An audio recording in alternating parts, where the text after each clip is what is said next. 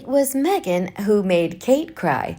The new book corrects Meghan's lie.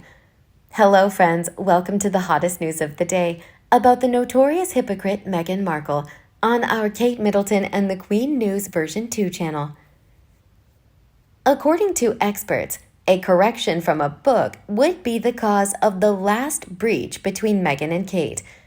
The latest book by Valentine Lowe, Courtiers, The Hidden Power Behind the Crown, claims that the Duchess of Sussex and Kate, who is now the Princess of Wales, had a falling out.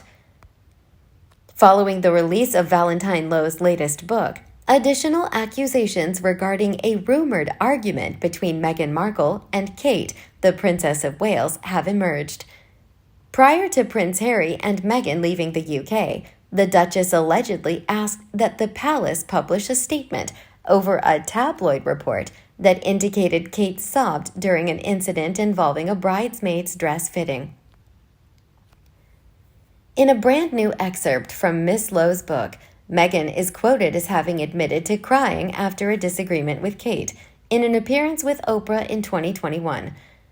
According to the author, Meghan changed the narrative to support her viewpoint, while the palace refrained from taking a position.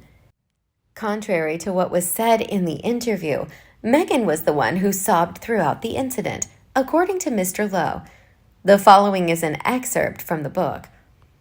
I'm not going to go into every instance in the interview of comments that are false or deceptive, like her assertion that they were wed 3 days before their wedding.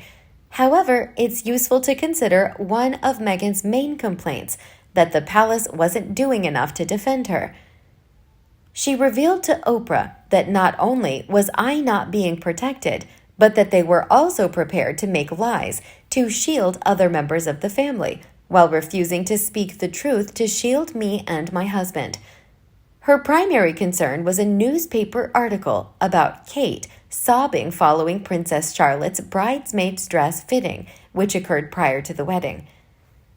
Meghan admitted to Oprah that the story with Kate that never happened was really painful. I believe that's when truly, the speaker said. The fact is that Meghan had grown fixated on getting the palace press office to issue a statement rejecting the report following the dress fitting. They were equally clear, however, that it would be a grave error to begin briefing about personal incidents pertaining to disputes between royal family members. After the tabloid's efforts to correct the rumors, what Meghan Markle received was the terrible indifference of the audience. One insider said, "After several years of lying, marching, and disrespecting the real royals, no one will believe a word they say, especially now we know they're trying to grab titles for their alleged children." A decent inheritance from the Queen's estate, compensation for not being Prince William, and getting the Duchy of Cornwall millions, at least one of the available royal residences, and seats at the coronation next year. If Handbag's memoir was wholly truthful, why is he now so desperate to change it? The real royals have nothing to fear from these fakes.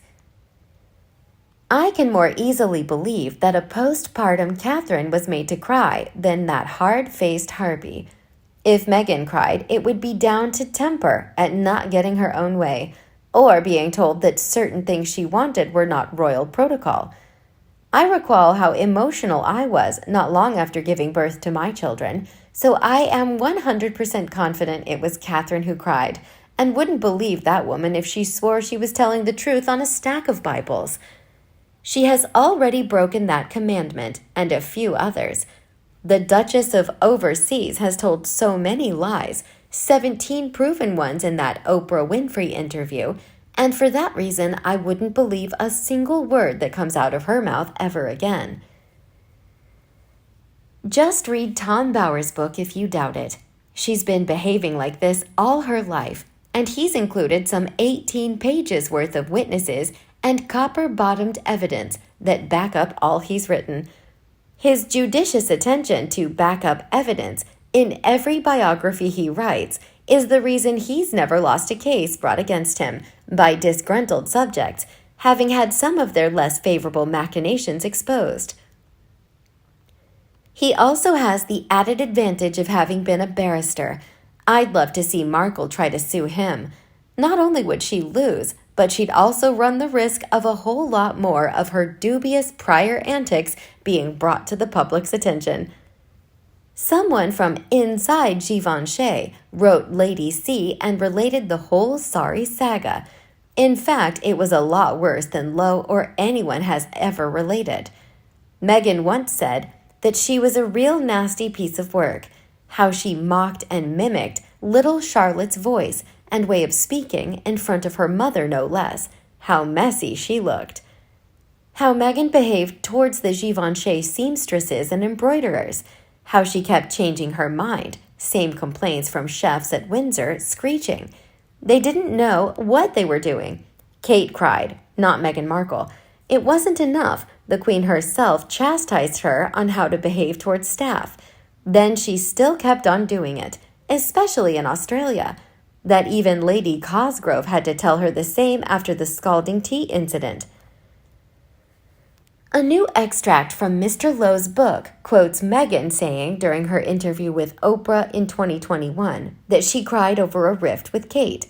The author claims Meghan reversed the story in her favor, and the palace simply didn't want to take sides. Mr. Lowe claims that unlike what was stated in the interview, Meghan was the one who cried during the incident. It makes it sound as though Lowe is first saying she reversed the story to make her the victim, which would mean Catherine cried, but then goes on to say that Meghan cried. As for who made whom cry, as I recall the whole thing, and according to the seamstress who was interviewed at the time on TV, there has to be a copy somewhere. Catherine, a new mum, with a 3-year-old who was put in a badly fitting dress, cried, and then Meghan went to Bridezilla and cried. Catherine went to see Meghan and gave a card and flowers, which obviously Meghan was ungracious about.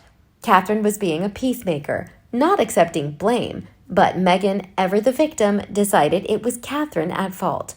There is a very odd narrative about the whole story. The sheer pettiness of Markle's complaint about the crying story just serves to highlight her childish credentials. I'm pretty sure that Catherine has shed a few tears of frustration over the whole debacle, but would never disclose such private and personal information because of its irrelevance. It is known that at the time Kate had just given birth, and Meghan, bolstered by her friend Jessica, was probably picking on Kate via Charlotte. Why do Meghan and Harry have to put a portrait out? Because the king put one out of himself with Camilla, Kate, and William. They're eaten up with jealousy in Monta's shit show. Her truth was so far from the truth, but she wanted the palace to adopt hers. And not only can she say whatever she wants, she expects people to back her up. What I don't understand is why she hadn't learned, by the time she married Harry, that people would leave or retreat to end a relationship when she expected people to swallow her lies. She honestly thought she could hoodwink the royal family of the UK to back up her imagined slights.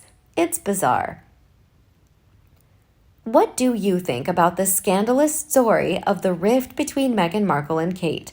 Let us know your thoughts below in the comment section. We hope you found this video helpful. Don't forget to leave a like, share, and subscribe to the channel if you like it. Thank you for watching this newsletter. See you in the next videos. Goodbye.